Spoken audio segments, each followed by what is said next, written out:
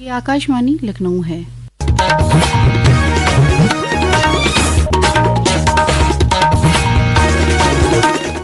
اب آپ شائستہ بانو سے علاقائی خبریں سنیے۔ وزیر اعلیٰ یوگی آدتیہ ناتھ نے آج اطفال ترقی اور تغذیہ محکمے کے کئی بڑے اقدامات کا آغاز کیا۔ اس موقع پر منعقد پروگرام کو خطاب کرتے ہوئے انہوں نے کہا کہ ہر آنگن باڑی کارکن کے پاس اسمارٹ فون ہونا چاہیے جس سے وہ صحیح وقت پر انٹری کر سکے۔ ہر آنگن باڑی کارکتری کے پاس اسمارٹ فون ہونا چاہیے۔ وہ جو محنت کرتی ہیں وہ ریئل ٹائم ڈاٹا سمے پہ ہمیں نہیں مل پاتا ہے اور سمے پہ ڈاٹا اپلوڈ نہ ہونے کے ناطے ہماری رینکنگ کم رہتی ہے۔ اس لیے آوشک ہے کہ اسمارٹ فون دینا اور اسمارٹ فون میں انہیں پارنگت کرنا۔ اس کے ساتھ ہی آج یہاں پہ آنگن باڑی کیندر بھون کے نوین ڈیزائن کا بھی وموچن ہوا ہے۔ دیکھیں آپ کی بھومکا کتنی بڑی اور بڑھنے والی ہے۔ راشٹریہ شکشا نیتی میں 3 برس سے 5 برس کے بچوں کے لیے بھی آنگن باڑی کیندر میں ہی پری پرائمری اسکول کا سنچالن ہونا ہے اور اس کے لیے اس پرکار کی سویدھا دینے کی کارروائی کے لیے آج اس کے ڈیزائن کا بھی اور کچھ کے شلانیاس کے کارکرم کو بھی ہم آگے بڑھا رہے ہیں۔ وزیر اعلیٰ نے آج لکھنؤ منعقدہ پروگرام میں آنگن باڑی خدمات کے استحکام کے ساتھ ساتھ مشن روزگار کے تحت تقرری نامے بھی تقسیم کیے۔ وزیر اعلیٰ نے 10 آنگن باڑی کارکنان معاونین کو گروتھ مانیٹرنگ ڈیوائس دیے، ساتھ ہی 9 منتخب آنگن باڑی کارکنان کو تقرری نامے بھی دیے۔ اس کے ساتھ ہی 450 کروڑ کی لاگت سے 3170 آنگن باڑی مراکز کی عمارت اور 140 اطفال ترقی پروجیکٹ دفاتر کی عمارت کا معنون کیا اور سنگ بنیاد رکھا۔ اسکل انڈیا مشن کے تحت قومی ہنر مقابلہ 2025-26 کا افتتاح کل گوتم بدھ یونیورسٹی گریٹر نوئیڈا میں ہوا۔ اس انعقاد میں ملک بھر سے آئے قریب 650 امیدواروں نے 63 مختلف ہنروں میں اپنا مظاہرہ پیش کیا۔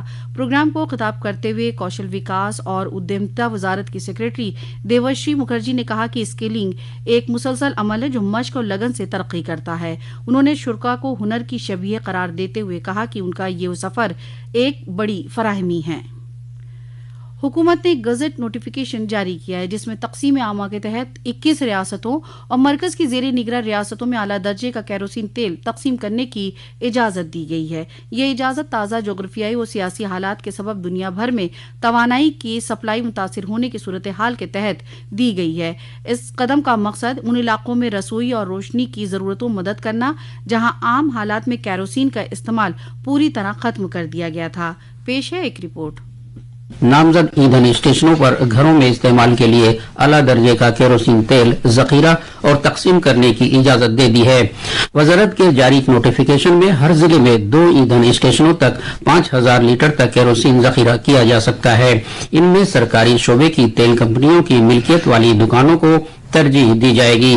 ڈیلروں اور ٹرانسپورٹروں کو بھی متعلقہ لائسنسنگ ضروریات سے چھوٹ دی گئی ہے تاکہ کیروسین تیزی سے سپلائی کیا جا سکے، جس کا اطلاق دلی، اتر پردیش، گجرات اور راجستھان سمیت 21 ریاستوں اور مرکز کے زیر انتظام علاقوں میں کیا جائے گا۔ نئی دلی سے امن یادو کی رپورٹ کے ساتھ خبرنامے کے لیے میں فہیم احمد۔ ریاست میں گیہوں خرید آج سے شروع ہو گئی جو 15 جون تک چلے گی۔ گیہوں خرید شروع ہونے سے قبل ہی 2,24,000 سے زائد کسانوں نے فروخت کے لیے رجسٹریشن کرا لیا۔ کشی نگر ضلع میں 1,855 کسانوں نے محکمے کے پورٹل پر رجسٹریشن کرایا۔ ضلع میں 23,500 میٹرک ٹن گیہوں خریدنے کا ہدف طے کیا گیا ہے جس کے لیے تقریباً 71 خرید مراکز بنائے گئے ہیں۔ اس سال حکومت نے گیہوں کی سہارا قیمت 2,585 روپے مقرر کی ہے۔ Uttar Pradesh public service commission نے PCS 2024 کا فائنل رزلٹ کا اعلان کل کر دیا۔ کمیشن کے مطابق اس امتحان کے ذریعے 24 طرح کے عہدوں کے لیے تقریباً 932 امیدواروں کا انتخاب کیا گیا ہے۔ نیہا پانچال نے امتحان میں پوری ریاست میں ٹاپ کیا جبکہ دوسرا نمبر رائے بریلی کی اننیا تریویدی نے حاصل کیا ہے۔ ٹاپ 10 میں 6 لڑکیوں نے کامیابی حاصل کی ہے۔ PCS 2024 کے لیے ابتدائی امتحان تقریباً 1 سال اور 3 ماہ قبل منعقد ہوا تھا۔ کاشی وشوناتھ مندر میں آج ایک خصوصی دعائیہ جلسے کا انعقاد ہوا جس میں تمل ناڈو سے آئے 110 عقیدت مندوں کے گروپ شامل ہوئے جس کی قیادت شری ڈی متھما داس سامی نے کیا۔ یہ انعقاد ملک کے مختلف حصوں سے آئے عقیدت مندوں کی عقیدت، یکجہتی اور ثقافت کی ترغیب پیش کرتا ہے۔ دلی کیپٹلز کی ٹیم لکھنؤ پہنچ چکی۔ ٹیم IPL میں 1 اپریل سے ہونے والے میچ کے ساتھ اپنی شروعات کرے گی۔ دلی کیپٹلز کے کھلاڑی آج شام 6 بجے سے 9 بجے کے درمیان مشق کریں گے۔ محکمہ موسمیات نے آج سے آئندہ 2 دنوں کے اندر ریاست کے درجہ حرارت میں دھیرے دھیرے 2 ڈگری سیلسیس اضافے کے امکان ظاہر کیے. محکمے نے آج مغربی اتر پردیش کے کچھ مقامات پر جبکہ مشرقی اتر پردیش میں کہیں کہیں بارش اور گرج چمک کے ساتھ بوچھار پڑنے کے امکان ظاہر کیے ہیں. اسی کے ساتھ آکاشوانی لکھنؤ سے علاقائی خبریں ختم ہوئی.